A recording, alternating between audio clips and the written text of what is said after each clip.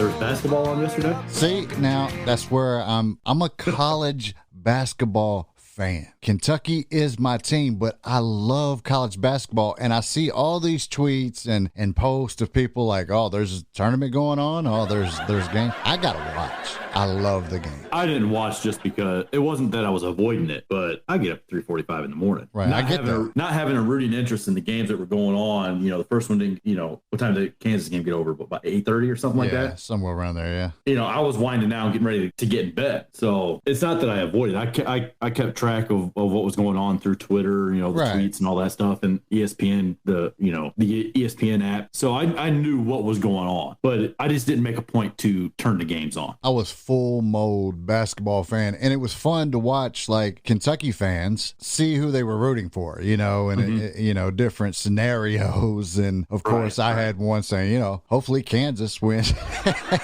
That's just some fun Twitter stuff that I put out there, but Kansas beats Villanova. That game was kind of blah to begin with. Villanova came back and it didn't help that Villanova's second best player blew out his Achilles the game before. Right. So that was a huge loss for them going into that game. Yeah. And I don't think anybody really gave him a chance after he got hurt, because they were pretty thin anyway. They didn't play a whole lot of people. They don't have much of a bench. So replacing him, I think I saw a tweet where it said that the starting lineup or whatever lineup that was out there on the floor was scoring like 88 points per 100 possessions, which isn't good. But they'd only played like 75 possessions together the entire season. Yeah. So they were already behind the 8 ball right there playing that lineup that they were playing. And then you have Abaji comes out, starts 5 for 5 or 6 for 6 for 3, whatever it was. Fire.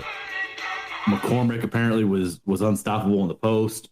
So they were fighting an uphill battle as it was. Facts. Just based on their size and lack of depth anyway. Yeah. And then you have like I said, you have Abaji come out and start the way he started. Let it ride. It was gonna be tough. Kansas kind of ran away with it to begin with. Villanova made a run back, cutting it, I believe it was down to 6 or something like that. And something like that, yeah. But yeah, so it was fun to watch Kentucky fans, like I said, root to different reasoning of why they wanted whatever team to win. And then we had UNC and Duke, and UNC coming out.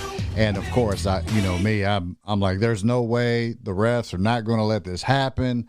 It's just, it happened. Right. And I saw a lot of tweets from Duke fans. Well, even Seth Davis complaining about the refs, saying, "Oh, of course, the refs are screwing Duke again." Yeah. No. Apparently, you don't watch college basketball because absolutely not. Yeah. Duke always gets the calls. I'm stating facts.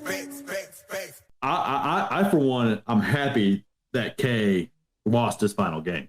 I said this last week on Round of Shots. I didn't want that to be a Wooden type exit for him. Right. Where he wins a title on his last freaking game of his career and then walks away as national champion. I mean, the only saving grace is that it wouldn't have been against Kentucky.